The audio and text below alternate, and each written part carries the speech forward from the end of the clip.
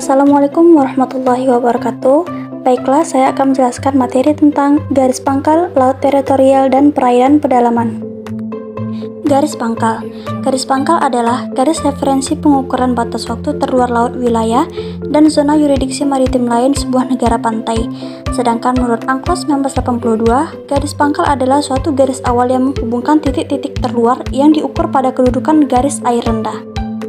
Macam-macam garis pangkal terbagi menjadi 4. Yang pertama, garis pangkal biasa, yang kedua garis pangkal lurus, yang ketiga garis pangkal penutup, dan keempat garis pangkal lurus kepulauan. Pengukuran garis pangkal. Secara garis besar, maka menentukan titik pangkal dapat dilakukan dengan: pertama, ditentukan bagian dari suatu daratan yang paling menjorok ke laut; kedua, ditentukan di mana akan ditentukan titik-titik pangkalnya dan ditentukan pada waktu yang berbeda, kemudian diambil rata-ratanya; ketiga, antara satu titik dan titik berikutnya dihubungkan menjadi garis-garis pangkal. Laut teritorial. Laut teritorial adalah wilayah kedaulatan yang dimiliki oleh sebuah negara, baik itu dari bagian pantai yang jadi daratannya hingga perairan pedalamannya. Laut teritorial selebar 12 mil laut yang diukur dari garis pangkal kepulauan mengelilingi kepulauan Indonesia, perairan Nusantara yang terletak di antara pulau-pulau, beserta dasar laut yang berada di bawahnya. Tata cara pengukuran laut teritorial. Pengukuran laut teritorial dilakukan dengan cara penarikan sejauh 12 mil dari garis pangkal terluar yang merupakan titik pasang surut terendah seperti yang diatur dalam Pasal 5 UNCLOS dan Undang-Undang Nomor 6 Tahun 1996, Pasal 5. Prinsip-prinsip pengukuran laut teritorial. Yang pertama, prinsip garis tengah adalah prinsip penyelesaian garis batas wilayah laut antar negara yang letak geografisnya saling berhadapan. Yang kedua, prinsip sama jarak, yaitu prinsip penyelesaian garis batas wilayah laut antar negara yang letak geografisnya saling berdampingan. Yang ketiga, prinsip keadilan, yaitu prinsip penyelesaian batas wilayah laut didasarkan pada keadilan dan bukan didasarkan pada kondisi-kondisi fisik alamiah semata. Yang keempat, prinsip kelanjutan alamiah, yaitu prinsip penyelesaian batas landas kontinen yang didasarkan pada kelanjutan ciri-ciri alamiah dari daratan sampai ke dasar laut.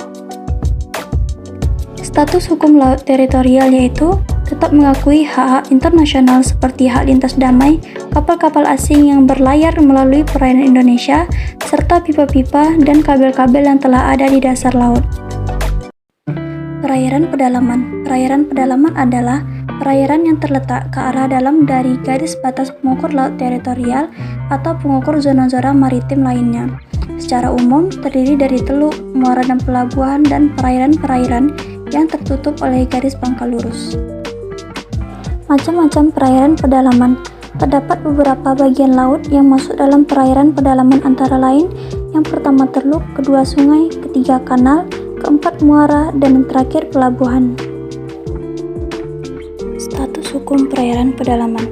Status hukum perairan pedalaman diatur dalam Pasal 2 Ayat 1 Konvensi Hukum Laut 1982 bahwa kedaulatan suatu negara pantai selain wilayah daratan dan perairan pedalamannya, dan dalam hal suatu negara kepulauan, perairan kepulauannya.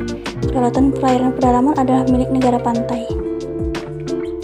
Prinsip-prinsip perairan pedalaman. Yang pertama, wilayah suatu negara merupakan unsur utama dalam pembentukan negara. Untuk itu, penentuan suatu negara didasarkan pada norma hukum internasional yang berlaku. Yang kedua, di perairan pedalaman, kapal-kapal dagang memiliki hak untuk masuk dan kedaulatan penuh dimiliki oleh negara pantai yang bersangkutan. Yang ketiga, negara pantai memiliki kedaulatan penuh pada perairan pedalaman atau internal waters, sehingga tidak terdapat hak innocent passage bagi kapal-kapal asing, sebagaimana yang terdapat pada laut teritorial. Hak negara terhadap perairan pedalaman. Yang pertama, dengan memasuki pelabuhan negara asing, suatu kapal dikatakan telah meletakkan dirinya ke dalam yurisdiksi negara pantai tersebut. Yang kedua, dengan demikian negara tersebut dapat menegakkan hukumnya terhadap kapal tersebut dan semua yang ada di kapal tersebut, dengan memperhatikan aturan-aturan hukum internasional tentang kekebalan diplomatik yang akan timbul berkenaan dengan kapal perang. Yang ketiga, tetapi prinsip negara berbeda, maka negara pantai hanya akan menegakkan hukumnya jika kepentingan nasionalnya terkena dampaknya.